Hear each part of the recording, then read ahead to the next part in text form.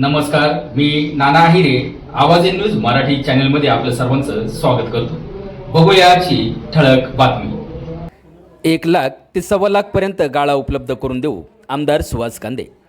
नाशिकच्या मनमाड शहराच्या दृष्टिकोनातून काढले जात असलेले अतिक्रमणामुळे विस्थापित झालेल्या लहान मोठ्या सर्वच व्यावसायिकांचे पुनर्वसन केले जाणार आहे. कोणावरही अन्याय होऊ दिला जाणार नाही.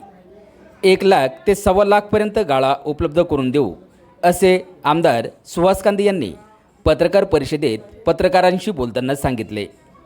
आवाज इन न्यूज मराठी, मनमाड, नाशिक. सेवकांची आणि नगरपालिकेच्या सर्व अधिकाऱ्यांची बैठक घेतली.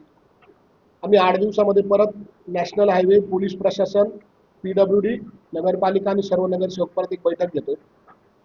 या अतिक्रमणामध्ये आम्हाला ज्या राज्याच्या आणि केंद्राच्या ज्या गाईडलाईन होत्या त्या गाईडलाईननुसार आम्ही सगळे अतिक्रमण नगरपालिकेने काढले. अनावधानाने कोणावर अन्याय अत्याचार झाला असेल तर त्याचे निर्मूलन लगेच करण्यात येईल.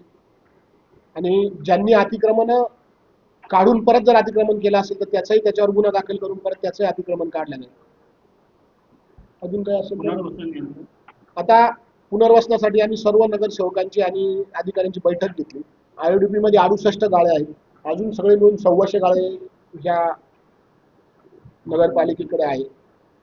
तर याच्यामध्ये दुर्दैवाने ह्या गाळ्यांच्या किमती 5 ते 6 लाख रुपये आणि त्या टपरीधारकांना परवडणाऱ्या नाहीये. एक त्रिसूची कमिटी येते. त्या कमिटीमध्ये आमदार असतो, कलेक्टर असतो आणि प्रांत असतो. त्या कमिटीला ती कमिटी बैसून आम्ही त्या कमिटीमधून त्याला ते अधिकार असतात गाळ्याच्या किमती कमी करायच्या.